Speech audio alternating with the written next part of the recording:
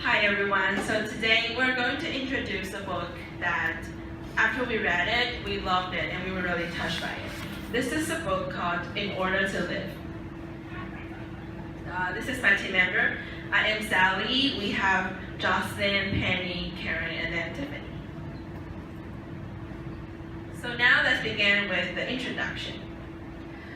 We found out that there is a quote that is very suitable for this book, In Order to Live. This quote is like this: freedom is the oxygen of soul. Freedom is not something that we were born with, and it's not something that every single one of us should have. However, the reason why freedom is important is because of freedom, we can do whatever we want to do and dream whatever we like.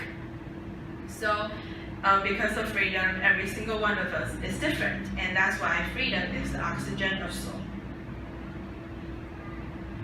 In Order to Live, this book was all about the girl called Yumi Park. It's about her journey to freedom. She was born and raised in North Korea, and then because of many reasons, her family and her decided to escape to South Korea one day.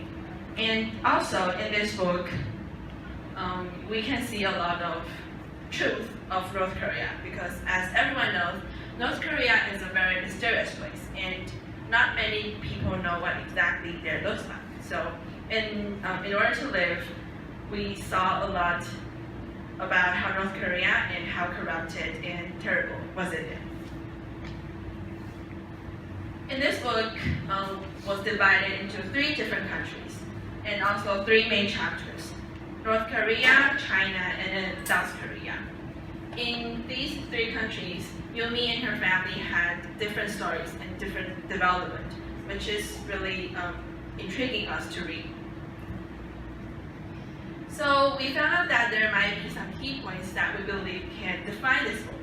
First of all is, of course, freedom, because throughout the book, Yumi is talking about how she pursued freedom and how she finds freedom eventually. The next key point is determination. Of course, throughout Yumi and her family's journey to South Korea, they have indeed met a lot of difficulties and problems during the trip. And because they have the determination and persistence to keep on going that trip so they can succeed in the end. And determination is also a key point. Last but not least is hope.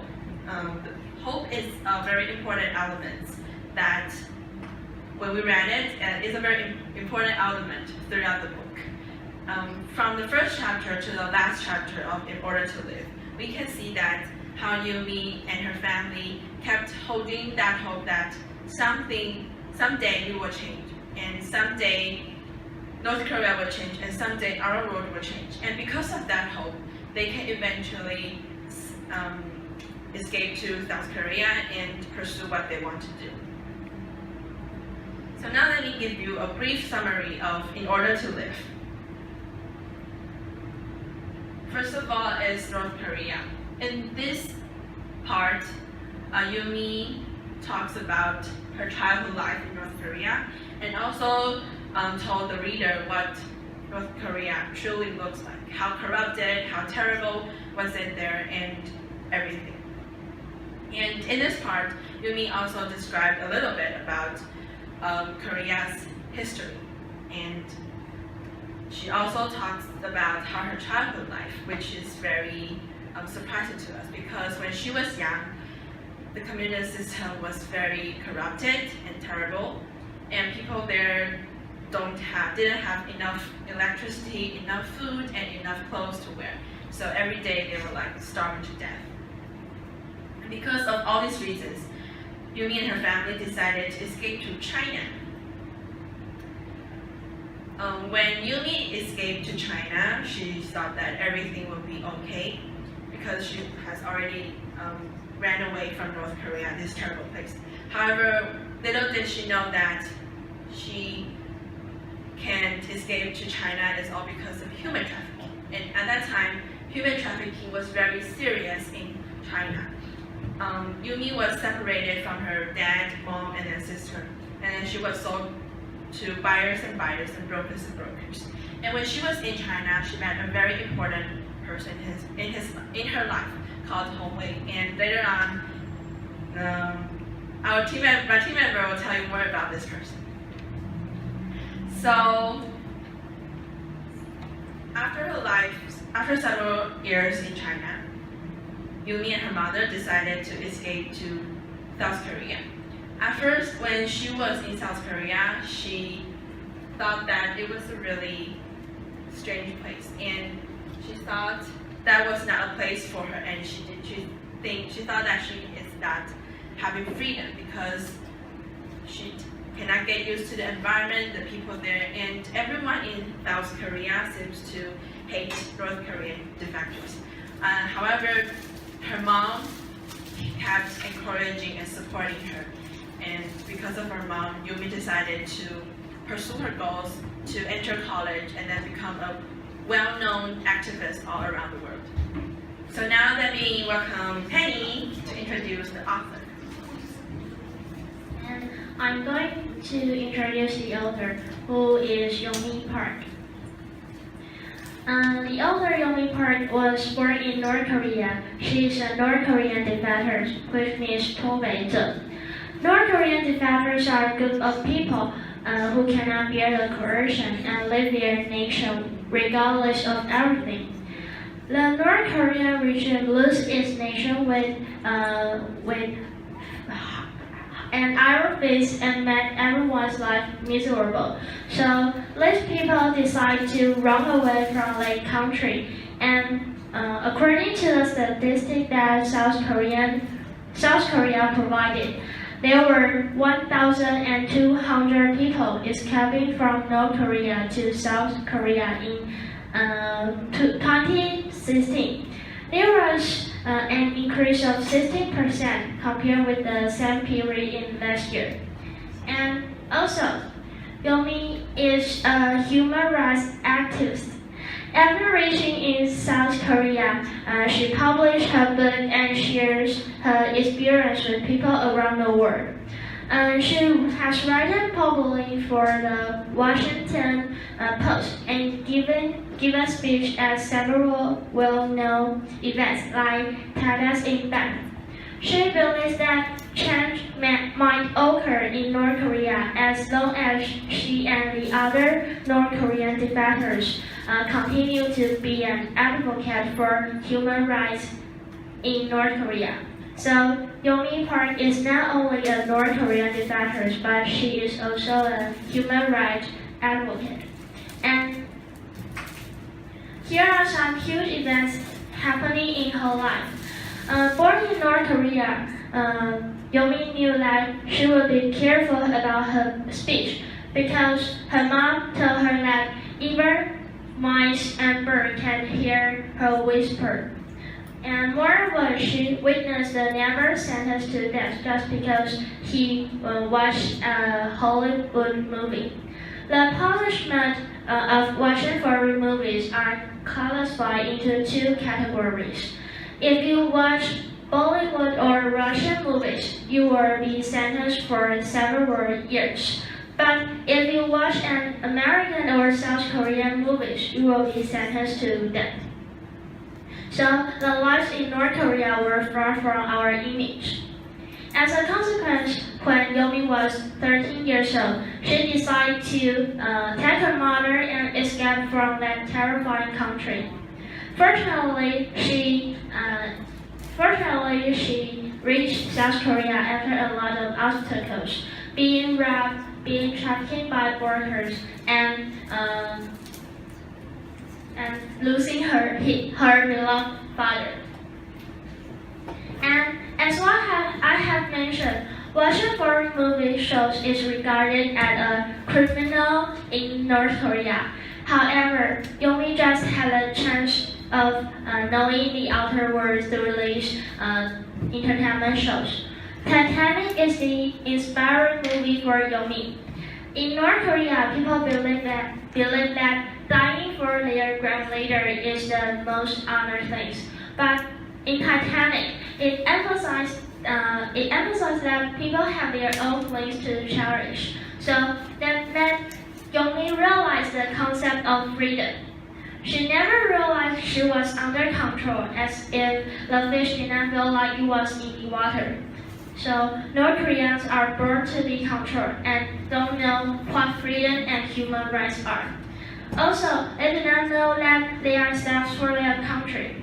So that is the reason why Titanic has a profound influence for Yomi Park. And now let's invite Tiffany to give us further information about the other character. And now to talk about the other character in the story, and they are also important. And I will talk about Yomi's mother, Yomi's father, Yomi's sister, and Hong Wei. First of all, let's talk about Yomi's mother. The only word that I will describe Yomi's mom is mother, because I think she did all the things that our mother would be willing to do for us, like sacrifice and devote themselves. We all know that Yomi's father had a love affair with another woman, and they finally get divorced because of this. But after Yomi's father came back from the camp and he became very weak, Yomi's mother still take care of him. And I think this is really great. And we also know that Yomi's mother was raped by the trailer and because she wants to protect Yomi from being raped. And next I want to talk about Yomi's dad. First of all, he made fortune by smuggling things from China to North Korea. And after a few years, he was sent to the labor camp because he was caught doing the smuggling. And then he go back home, but he became very weak. And he can only stay at home and have no work. And at this time, Yomi and her mother decided to escape to South Korea. And so they lived their father at home. And after they arrived at China, Hong Wei has promised Yomi to find her father back. And so after a few years, Yomi's dad finally escaped to China, but eventually he died. And then is Yomi's sister, who is called Yumi. And Yumi lost contact with Yomi's and her mother for 7 years. At first, Yumi wanted to escape to China with Yomi, but at that time, Yomi was sick. So Yumi decided to went to China with her friends earlier. And after they arrived at China, there are no information for where they have to go or what they have to do. And I think Yumi is really brave because during the 7 years, she has no parents, has no families with her, but she is still alive. And because I think when I was reading the story, I think Yumi will be dead because they make many efforts to find Yumi, and they have no idea where she is. So in the end of the story, when I found out that Yumi was back to South Korea, I was really touched. And the next person I want to talk about is Hong Wei. Hong Wei is a really strange person. Sometimes he is like an angel, but sometimes he is a devil. Why I will call him an angel is because that he will give Yomi good food to eat and give her good clothes. But sometimes he will hit Yomi and rape Yomi, and he will ask Yomi to sell illegal things for him. And next, Jocelyn is going to talk about our reflection. As for our reflection, we separate it into 3 parts. They are courage, willpower, and freedom. And I will express our own feeling upon these 3 points. First of all, courage. We think that Yomi not only has the courage to face difficulties, but also has courage to share her stories. She dares to escape from her hometown North Korea with her mother. And after she arrived in China, the situation did get better though, and she was sold by others and sold her dear mother was raped by the broker. And meeting so many ridiculous things, she's still brave enough to search for the better life. And after she arrived in South Korea, she was willing to learn and willing to share her top story to others. So, in the meanwhile, after she arrived in South Korea, she searched for her missing sister to the TV show. So we think Yumi is a brave girl and dares to challenge. And second, the willpower. We think the reason why she could be such a successful woman is her willpower. And she has a strong willpower so that she can get what she wants. She has willpower to survive and to meet her family again.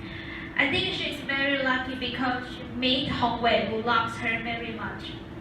Despite the fact that Hongwei really did some bad things to her in the beginning, but Hongwei is still trying to help her to find her families.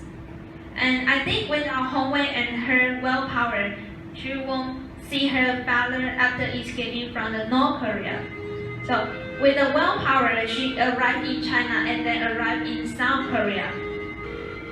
And I think she has a hope that their family will reunite again because of she can get what she wants. And the last one, the freedom. After encountering so many troubles and difficulties, she finally arrives in South Korea with her mother. They can finally test the feeling of freedom. She has chance to study, to choose what her life, and even she can give a speech to others.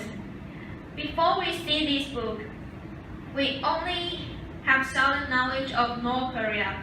When it comes to North Korea, the words of Kim Jong-un, no freedom, strict, poor, comes into our mind.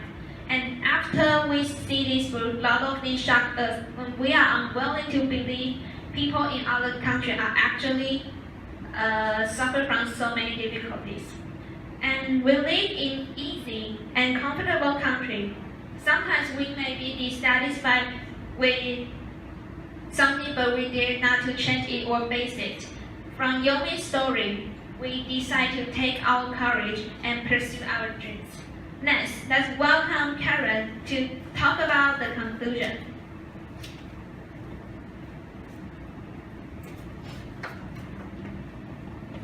No, we can never change our high pace, but we can cherish a moment that we create a future that you never think you can make it. In Yumi's biography, there's a sentence I really like. Only now, with the passage of time, can I accept what transpired in all its terrible mention. So, time heals everything. No matter how your past tortured yourself and made you lose your faith in your own destiny, you should accept your place and transform it to your power. That's how Yumi did, and that's how great people do to change their fate.